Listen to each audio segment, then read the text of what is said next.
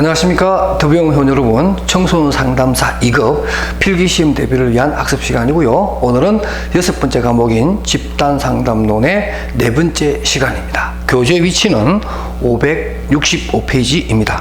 우리가 지난 시간까지는 집단상담에 있어서 자주 쓰이는 그리고 또 핵심적인 기법에 대해서 학습을 했다면, 이번 시간에는 우리가 잘 알고 있는 일반 상담이론, 기초 상담이론이 집단 상담 속에서 어떻게 활용이 되며, 또 그러한 이론에 입각한 집단 상담 진행자 또는 집단 상담자는 어떠한 역할을 하는가에 대해서 공부를 하도록 하겠습니다.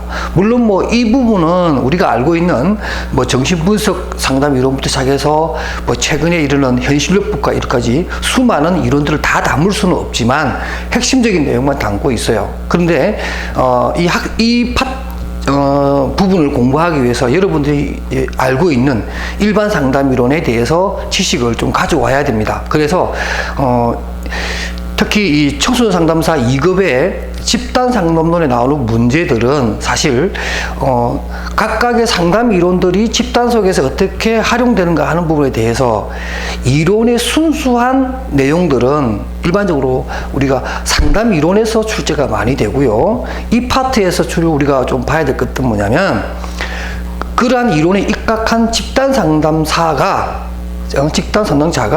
집단 속에서 진행을 해나갈 때 어떤 역할을 하는가, 그것이 이론마다 조금 차이가 있어요. 바로 이제 그런 부분들을 여러분들이 잘 캐치를 해서 학습을 해두면 이 부분에서 나오는 출제하는 문제들은 여러분들이 무난하게 해결하지 않을까, 이렇게 생각을 합니다. 먼저 집단 상담에 있어서 제2론 또는 집단 상담에서 활용되는 기초 상담 이론에 대해서 설명하는데, 우리가 항상 이런 파트에 나올 때는 제일 먼저 등장하는 게 바로 정신분석 이론이죠. 그래서 이 정신분석 이론에서의 그런 입장에서 보는 집단 상담은 역시나 마찬가지로 정신분석 상담 이론이 내담자의 특성, 내담자의 어떤 심리적 상황, 또 내담자의 무의식의 세계를 탐색을 해서 거기서 발생되는 문제를 해결하는 것이 일단 정신분석 상담 이론의 접근 방법이죠. 그런 의미가 유사합니다. 그래서 거기 보면 정신분석적 상담 이론에 입각한 집단 상담은 내담자의 특성과 성격 체계를 재구성하려는데 그 목적이 있다라고 해서 예를 들면 자아라든가 또는 이드라든가 또는 슈퍼에고가 혼란스럽지는 않은지, 또는 유아기 때의 발달 과정에서 일어났던 부적절한 상황과 경험들이 지금 현재 행동에 얼마만큼 영향을 미치는지에 대한 그런 부분을 집단 속에서 탐색해 나간다, 이렇게 보시면 되고요. 상담의 과정은 일반적으로 1대1 상담에서 하는 내용과 거의 차이가 없습니다. 초기 갈등을 탐색을 하게 되고요. 그리고 그 내담자의 또는 집단 상담의 참가자들의 의식 수준, 예를 들면 인지적 명확성에 있고 없고 이런 것들을 파악해 나가면서 성격 구조를 재구성한다든가, 또는 자아를 강화시켜서 이드가 슈퍼에고를 범하지 않도록 교통순경처럼 조절하는 것을 가져오게 하고요. 그 다음 마지막으로 이제 부적응 행동에 대해서 치료를 하는, 이런 일반적인 1대1 상담에서 보여주는 과정과 유사하게 집단 상담에서도 이루어진다, 이렇게 보시면 되겠습니다. 제가 초두에 말씀드렸다시피 이 파트에서는 각 이론별로 탑재해서 집단 상담을 진행할 때 집단 상담자의 역할이나 기능이 각각의 이론마다 조금씩 차이가 나거든요. 그 부분을 좀 구분해 주시기 바랍니다. 여기도 마찬가지로 정신분석적 상담 이론에 입각한 집단 상담자는 그 집단 속에서 단순하게 진행만 하는 것이 아니라 역할과 기능을 갖게 됩니다. 그래서 여기 보면 이제 권유자, 또는 자극제, 확장자, 해석자의 역할을 하면서 정신분석적 상담 이론에 입각한 집단 상담에 있어서의 집단 상담자는 조금은 이렇게 이끌어가는 거죠. 이끌어가면서 매우 주도적인 입장을 갖게 됩니다. 그래서 해석도 하게 되고요. 또는 어떤 그 활동이라든가 여러 가지 탐색을 하기 위해서 확장적인, 능동적인 활동을 하게 됩니다. 집단 상담에서 쓰이는 기법들은 정신분석 상담 이론의 전통적인 기법인 전이라든가 해석이라든가 훈습이라든가 자유연상, 이런 것들을 다 사용합니다. 이게 대해서 제가 설명을 조금은 할게요. 우리가 잘 알고 있는 개념이니까요. 그 다음에 개인 심리학적 상담 이론에 있었어요. 집단 상담. 우리가 알프레드 아들러로 대표되는 개인주의 심리학적 상담 이론에 있어서 이러한 이론들은 집단에서 어떻게 활용되는가.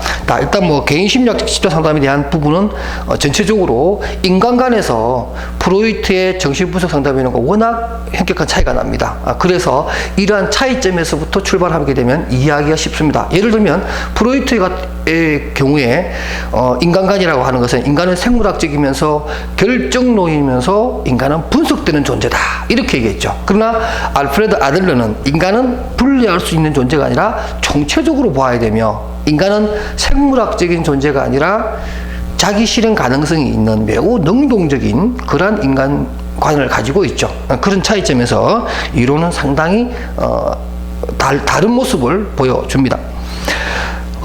이러한 개인 심리학적 상담 이론에 있어서의 집단 상담의 목표는 거기 나와 있는 것처럼 제일 밑에 나와 있죠. 566페이지 하단에 보면 행동을 변화시키는 것이 아니라 수정을 변화시키는 것이다. 그러니까 동기를 수정하는 것이다. 이렇게 얘기하죠. 그러니까 우리가 개인주의 심리학에서 항상 말하는 것은 행동을 변화시키는 것이 아니라 동기를 변화시켜서 지금 현재 부적절한 했네요.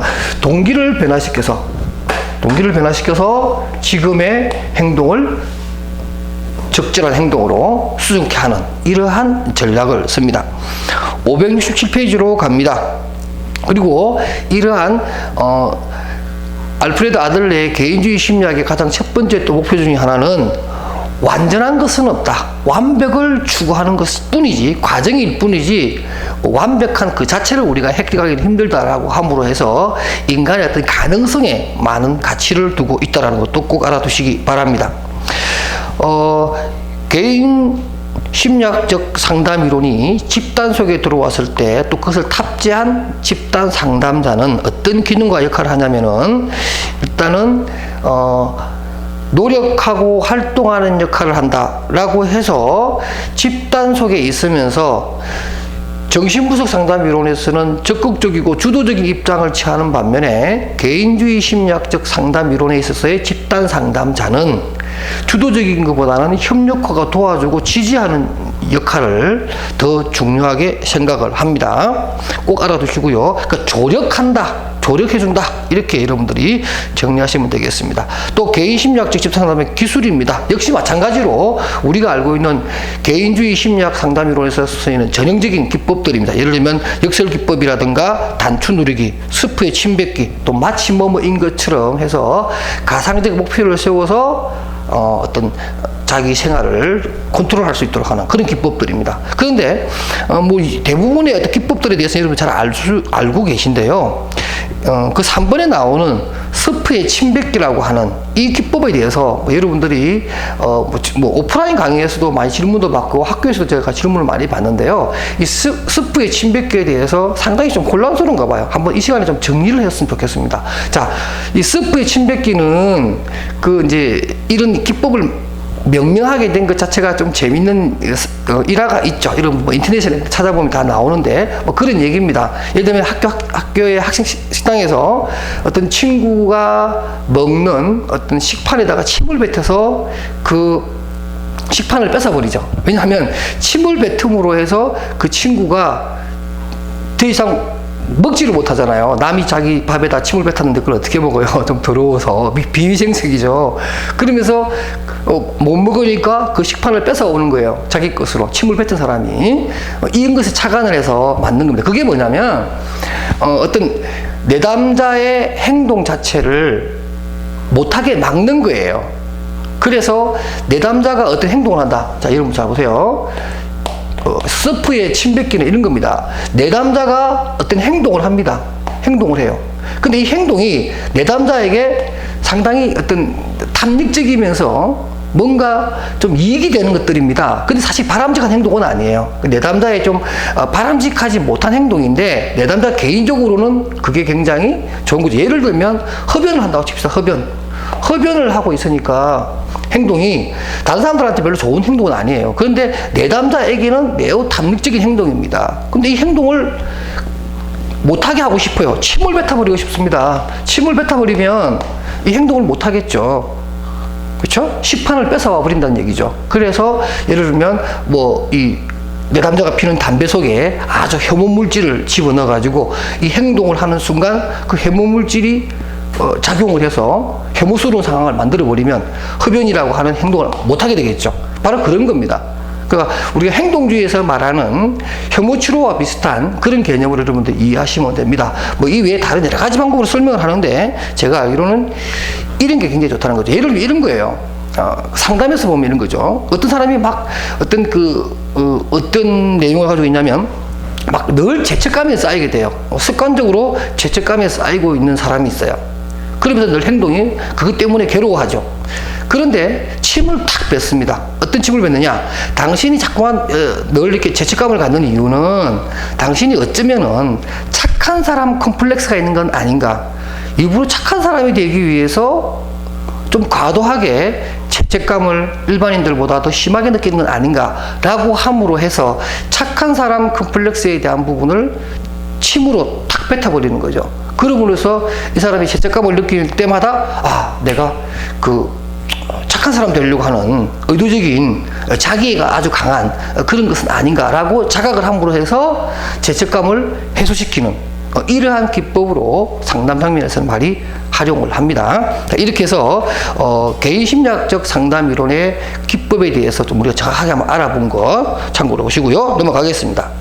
그 다음에 568페이지 역시 또 악동 피하기 같은 것도 이런 잘 알고 있는 기법이긴 하지만 잘 모르시는 분도 계세요.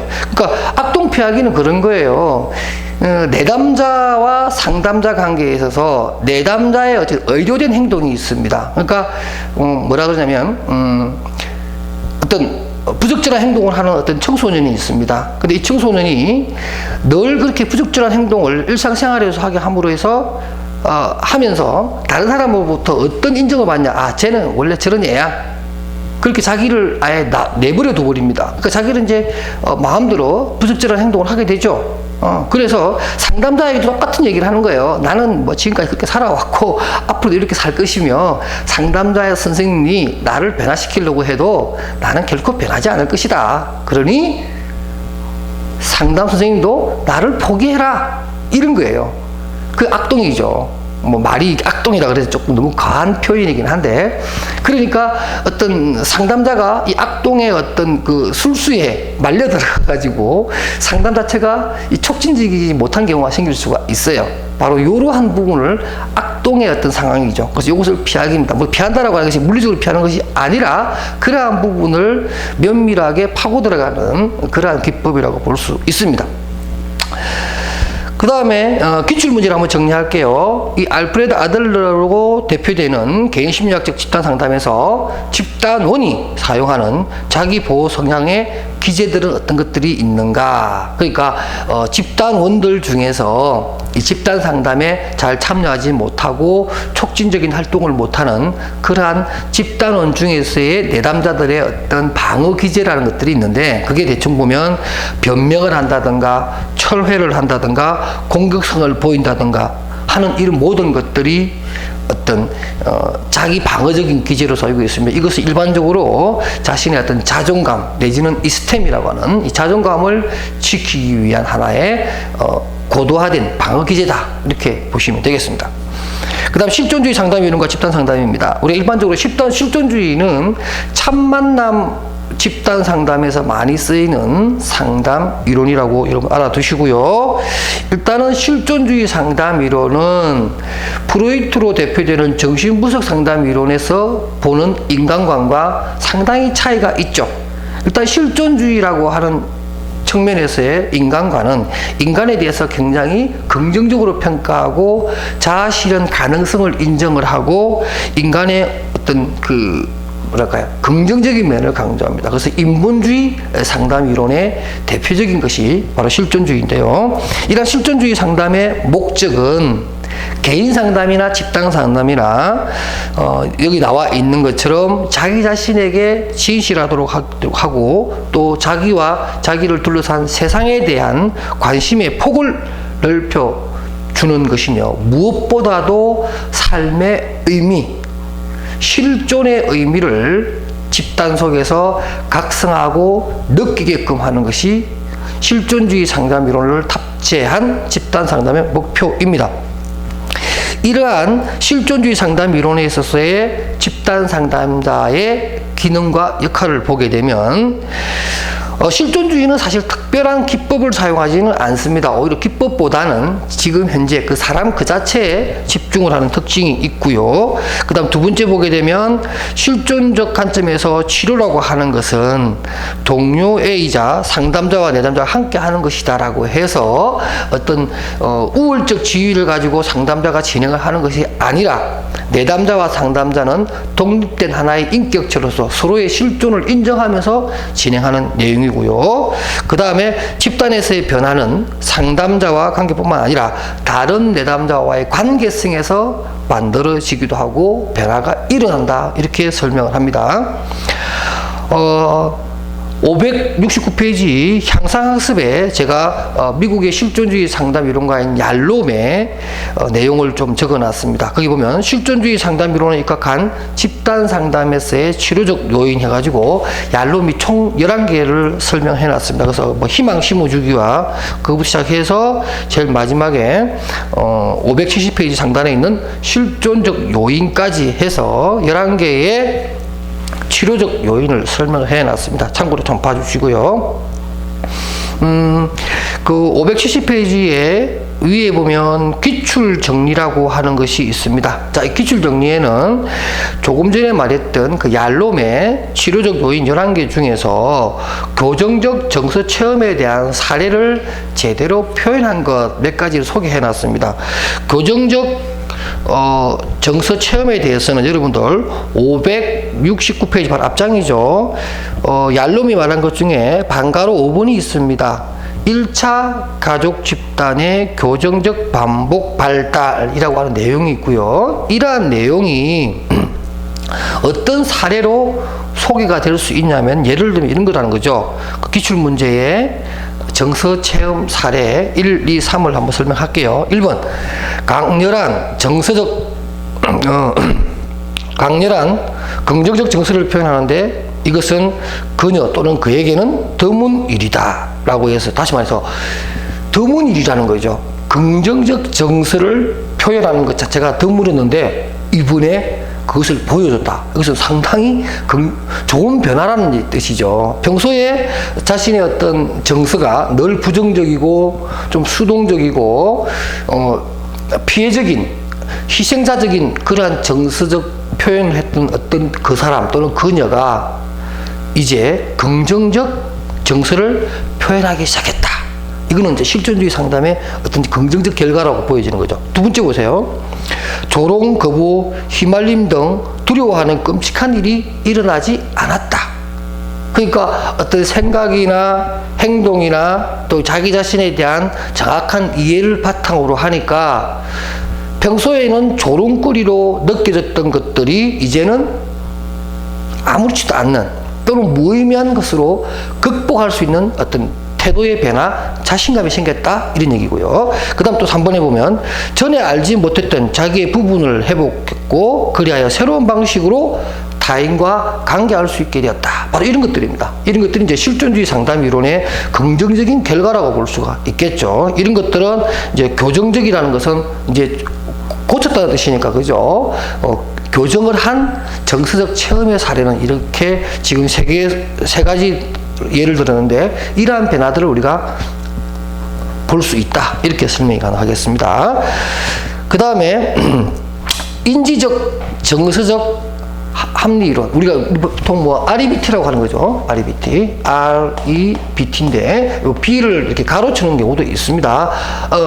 릴레이션이죠. 합리적, 그 다음에 이모션, 정서적, 그 다음에 비헤이브 집어넣으면 합리적, 정서적, 행동 테라피라고 해서 합리적 정서 행동 이론, 이렇게 설명하는 이론이 있죠. 그래서 뭐 가장 대표적인 사람이 엘버트 앨리스라고 하는 분인데, 이러한 REBT 이론이 집단 상담에서는 어떤 모습이냐 한번 보도록 하겠습니다. 건너뛰어서 집단 상담자의 기능과 역할에 대해서 좀 설명을 하려고 합니다. REBT의 가장 대표적인 어떤 치료 방법은 논리적 반박이죠. 내담자가 가지고 있는 비합리적 또는 집단론이 가지고 있는 비합리적 신념을 논리적 근거를 가지고 부셔버리는 겁니다. 부셔버려서 그러한 비합리적 신념에서 빠져나와서 그러한 부적절한 생각에서 빠져나와서 제대로 된 정서 또는 바람직한 신념을 가지고서 그 상황을 다시 보게끔 하고 그 어떤 부적절한 행동에서 또는 결과에서 벗어날 수 있도록 도와주는 것이 바로 REBT의 목적입니다. 571페이지로 갑니다. REBT의 기법입니다. REBT 기법도 다양하게 쓰이고 있습니다만 가장 핵심적인 것은 역시 논박이라고 하는 논리적 반박이 있겠고요. 그 다음에 이제 인지적 재구조화라고 하는 방법도 많이 쓰입니다. 571페이지 가운데 보면 향상학습에 인지적 재구조화라고 하는 말이 나옵니다. 자, 이런 말을 많이 쓰는데 정확한 의미는 이거예요.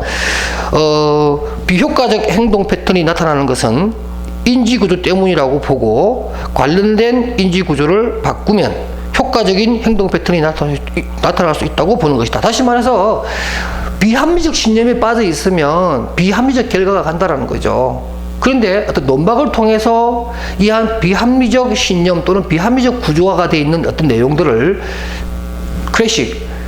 부셔버리고 나면 제대로 된 어떤 인지 구조화가 다시 만들어지면서 그 결과로 바람직한 결과로 간다라는 뜻입니다. 그래서 여기 말하는 인지적 재구조화에 대한 개념 여러분 알아두시기 바랍니다. 이렇게 넘어가도록 하고요. 행동주의 상담 이론에서 집단 상담 속에서 어떻게 투영되는가 하는 부분들을 설명하겠습니다. 행동주의 상담 이론은 또는 행동과학주의 상담 이론 이런 말도 쓰죠.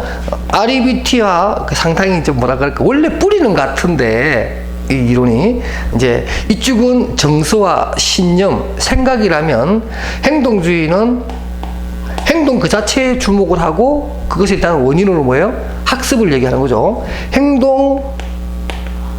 과학주의 상담 이론 이렇게 과학이라는 말을 쓰는 것을 굉장히 좋아합니다. REBT에서는 B를 빼기를 원하고요.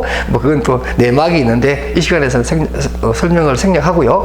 행동주의 상담 이론은 여러분 잘 알다시피 인간의 행동에 주목을 하고 이 행동과 관련해서 학습이라고 하는 내용도 강조를 하죠. 자, 이 두 가지 개념들을 잘 알고 계시는 거니까 이거 가지고 얘기하겠습니다. 그러니까 집단 상담 속에서의 집단 상담자 역시 본인이 행동주의 상담 이론에 입각하다면 인간의 모든 행동은 자극과 반응이라고 하는 기본적인 프레임 속에 있다라고 생각을 하고 지금 집단원들이 보여주는 바람직하지 못한 행동들 역시 과거에 바람직하지 못한 학습에 기인한 것이다. 이렇게 봉으로 해서 집단 상담자는 행동주의 집단 상담 이론에 입각한 집단 상담자는 솔선수범도 하고 올바른 행동을 보여주기도 하고 자신의 어떤 참조력을 이용해서 내담자의 행동에 변화를 일으키는 학습을 진행하는 것이 이 집단 상담의 가장 핵심적인 내용이라고 할 수가 있겠습니다. 그런 내용들에 대해서 제가 572페이지 아랫단에 설명을 해놨으니까 참고로 봐주시고요. 그 다음에 이제 513페이지 위에서 네 번째 줄에 보면 기법입니다. 행동주의 기법이야 우리가 잘 알고 있는 일반적으로 불안 제거하는 가장 대표적인 것이 체계적 둔감법이라든가 혐오치료라든가 벌 강화 이런 것들이 대표적인 것이죠. 그리고 우리가 토큰법이라든가 그다음 프리맥 강화 원리라든가 이런 것들이죠. 그 다음에 모델링 또는 인지적 모델링과 같은 이런 것이 모방학습. 우리가 행동주의 하면 기법 이론이라고 그러잖아요. 워낙 많은 기법들을 사용하고 있기 때문에 그러한 내용들을 참고로 봐주시고요. 기출문제 한번 정리해 보겠습니다. 라자루스라고 하는 인지적 측면에서의 행동주의 상담 이론가인데요. 이 라자루스는 바로 베이직 아이디라고 하는 다중양식 치료기법을 설명을 합니다. 굉장히 디테일하게 인간의 행동에 대해서 접근하는 그러한 이론인데요. 베이직 아이디는 각각의 어떤 치료의 영역에 대해서 치료 차원에 대한 영문의 이니셜입니다. 첫 번째 보게 되면 그 아랫단에 있습니다. 513페이지 제일 아랫단에 보면 라자루스는 이런 거죠. 그러니까 어떤 한 개인의 어떤 행동을 치료할 때는 다양한 7가지 형태로 접근이 가능하다 이렇게 보는 겁니다. 그래서 일반적으로 그 사람의 행동 자체를 수정을 할 때는 행동에 대해서는 우리가 알고 있는 여러 가지 기법들을 사용합니다. 소그라든가 뭐 역조건 연성이라든가 또는 강화와 벌과 같은 체계적 등간법도 되겠죠. 뭐 이런 것들 사용을 해서 행동을 치료할 수 있겠고요. 그 다음 정서, 소유하고 수용하는 감정을 갖게끔 하는 그 수용적 태도를 갖게끔 접근하는 것이 중요하겠고요. 그 다음 감각이라고 해서 긴장 완화나 감각적 쾌감, 특히 뭐 긴장 완화 기법을 사용해서 하는 방법.